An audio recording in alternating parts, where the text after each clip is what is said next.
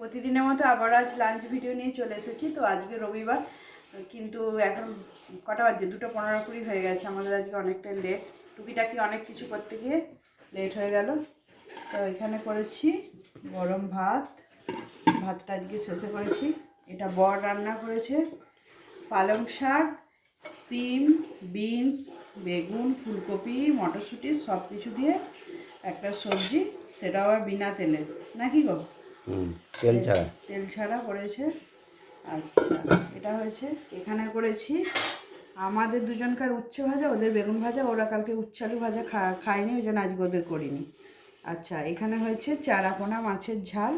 এটা মেয়ের জন্য, মানে এবলার ওবলার মিশিয়ে করে নিয়েছি, মানে দিনের আর রাত্রে মিশিয়ে। এখানে আছে চাটনি, আর এখানে করেছি মাছের তেল এনেছিল, সেটাকে ভাজা করেছি।